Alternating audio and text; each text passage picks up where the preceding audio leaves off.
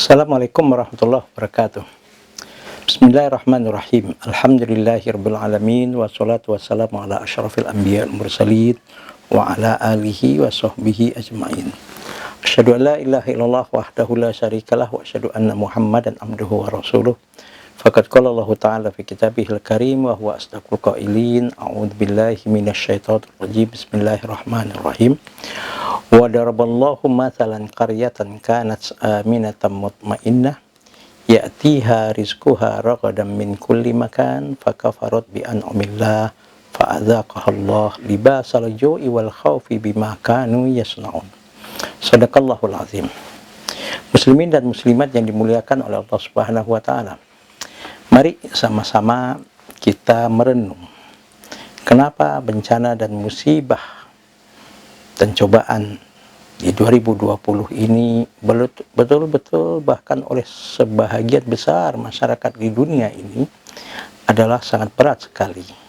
Bukan hanya menghancurkan tatanan-tatanan yang disebut dengan ekonomi, bahkan banyak juga yang meninggal dunia karena bencana dan musibah ini, yaitu dengan mewabahnya virus COVID-19. Subhanallah. Dalam Al-Quran surat An-Nahl ayat 112 Allah Subhanahu wa ta'ala mengingatkan kepada kita, wa daraballahu mathalan qaryatan kanat aminatan mutmainnah. Dan Allah memberikan satu percontohan suatu negara, bahkan rasanya bukan satu negara lagi sekarang, banyak negara, yang mana kita tahu sudah lebih 200 negara yang terpapar dengan virus COVID-19 ini. Subhanallah, lebih 2 juta orang yang sudah terkena positif virus ini. Bahkan sudah banyak sekali yang meninggal dunia. Maka Allah mengatakan, wa daraballahu mathalan qaryatan aminatan mutmainnah. Dan Allah memberikan satu percontohan negara yang tadinya aman. Bahkan hidup di dunia tersebut, di negara tersebut, betul-betul tenang dan tentram. Bahkan ya'tiha rizquha ragadan min kulli makan. Penduduk yang hidup di negeri tersebut betul-betul mendapatkan rezeki yang berlimpah ruah dari segala tempat dan penjuru. Tapi apa kata Allah? Fakafarat bi an'umillah. Telah banyak sudah hamba-hambaku yang hidup di negara-negara tersebut kufur dengan nikmat yang aku berikan, kata Allah. Akhirnya fa'adzaqahallah libasal ju'i wal khaufi bima kanu yasnaun. Kami timpakan kepada mereka bencana dan musibah yang bahkan kadang-kadang pakaian bencana ini laksana pakaian, yaitu belum selesai bencana yang satu datang lagi bencana yang lain, belum selesai bencana yang satu datang lagi bencana yang lain, bertubi-tubi banyak sekali bencana dan musibah yang menimpa, yaitu libasal ju', yang mana bencana itu menyebabkan kelaparan, wal khaufi, bahkan ketakutan yang mencekam. Allah katakan bimakan yaksibun, semua ini adalah akibat perbuatan mereka sendiri yang menyebabkan akhirnya bencana dan musibah. Bahkan kalau boleh dikatakan adalah murka Allah, murka Tuhan, akhirnya datang juga menimpa mereka. Usikum wa nafsi wa iyaya bitaqwallah. Mari sama-sama kita merenung apa sebabnya dan mengapa sebabnya. Padahal kehidupan yang tadinya tenang, tentram, bahkan kita sekarang baru merasakan bagaimana nikmatnya hidup. Tidak ada wabah, apalagi yang menakutkan, yang membuat banyak manusia seperti terkurung. Ya Allah, tidak bisa kemana-mana karena kita tidak tahu di mana virus tersebut. Sebetulnya dalam ayat ini jelas kenikmatan, ketentraman, kenyamanan, rezeki yang berlimpah ruah yang Allah sudah berikan tersebut. Fakafarat bi an'umillah. Banyak sekali hamba-hamba Allah yang tidak pandai mensyukuri nikmat yang aku berikan tersebut, kata Allah. Artinya adalah hati mereka, manusia-manusia ini, begitu sudah banyak nikmat yang Allah berikan, tapi hatinya belum bisa menerima penuh dengan ridho dan puas. Masih saja merasa kurang dan merasa kurang dan merasa kurang. Bahkan semakin luas rezekinya, dia merasa semakin kurang. Maaf, bagaikan orang minum air laut. Makin diminum itu air makin merasa haus, makin diminum makin merasa haus. Hatinya tidak pernah merasa puas dan ridho dengan apapun yang Allah berikan selama ini. Bahkan dari lidahnya pun keluar kata-kata yang tidak sepatutnya, keluar ungkapan-ungkapan yang tidak pantas, yang tidak sesuai, yang kadang-kadang ucapan-ucapan yang dimurkai oleh Allah Subhanahu wa Ta'ala.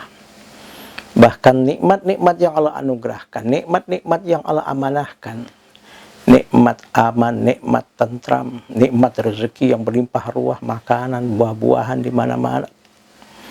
Bahkan nikmat oksigen yang begitu subhanallah kalau kita berjalan di pagi hari. Subhanallah. Nikmat kesehatan. Itu banyak sekali manusia tidak menggunakan nikmat tersebut di jalan yang diridhoinya. Kecerdasan otak yang Allah Subhanahu wa Ta'ala berikan, kecerdasan otak tidak digunakan untuk mengeluarkan ide-ide dan pemikiran yang mencerahkan, ide-ide dan pemikiran yang mendatangkan manfaat. Justru yang keluar adalah ide-ide yang kadang-kadang menyebabkan murkanya Allah, ide-ide dan pemikiran-pemikiran yang membuat orang banyak tersesat dengan ide dan pemikirannya. Diberikan oleh Allah Subhanahu wa Ta'ala misalnya kepandaian ilmunya tidak digunakan untuk hal-hal yang baik dan bermanfaat. Diamanahkan oleh Allah Subhanahu wa Ta'ala kesehatan pada badannya, pada tubuhnya. Justru waktu sehatnya diisi untuk dosa dan maksiat. Kakinya dilangkahkan ke tempat dosa dan maksiat.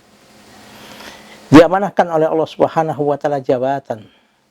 Dengan jabatannya dia lupa diri, sombong dan angkuh, bahkan merasa paling berkuasa, merasa paling hebat. Dan banyak orang yang dizoliminya. Dan banyak orang yang sengsara dan menderita akibat keputusan-keputusan yang diamanahkan, yang dikeluarkan dari apa yang disebut dengan ide dan pemikirannya dan dari kebijakan-kebijakan yang dilakukannya. Maka semuanya ini adalah sebagai bahan renungan kepada kita, kenapa Allah Subhanahu wa Ta'ala menurunkan bencana dan musibah begini merata. Boleh jadi karena sudah begitu banyak manusia ini durhaka. Karena sudah begitu banyak manusia ini tidak mengindahkan lagi hukum Allah. Karena sudah banyak manusia ini justru bangga dengan dosa, maksiat dan kemungkaran yang dilakukan. Maka Allah katakan, wa daraballahu mathalan qaryatan kanat aminatan mutmainnah. Dulunya kehidupan yaitu kehidupan yang aman dan kehidupan yang tentram. Bahkan ya'tiha rizquha ragadan min kulli makan, rezeki didatangkan oleh Allah dari segala tempat dan penjuru begitu berlimpah. Tapi fakafarat bi'an'umillah, banyak manusia ini yang kufur dengan nikmat Allah. Akhirnya fa'adzaqahallah libasal ju'i wal khaufi bima kanu yasnaun. Allah timpakan berbagai macam bencana dan musibah, kelaparan, ketakutan yang mencekam karena perbuatan mereka.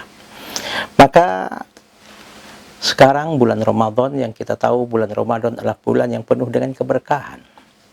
Bulan Ramadan adalah bulan yang sangat-sangat istimewa di sisi Allah Subhanahu wa Ta'ala. Mari sama-sama kita jadikan momentum Ramadan tahun ini 1441 ini sebagai bahan dan sebagai kesempatan untuk kita introspeksi diri. Agar apa? Agar tujuan kenapa Allah mewajibkan kepada kita melakukan ibadah puasa di bulan Ramadan ini betul-betul tercapai, yaitu la'allakum tattaqun. Yang Allah katakan, yang Allah inginkan dari perintah puasa ini adalah bagaimana puasa ini mampu membentuk kita dan mengantarkan kita menjadi hamba-hamba yang bertakwa kepada Allah dengan sebenar-benarnya takwa.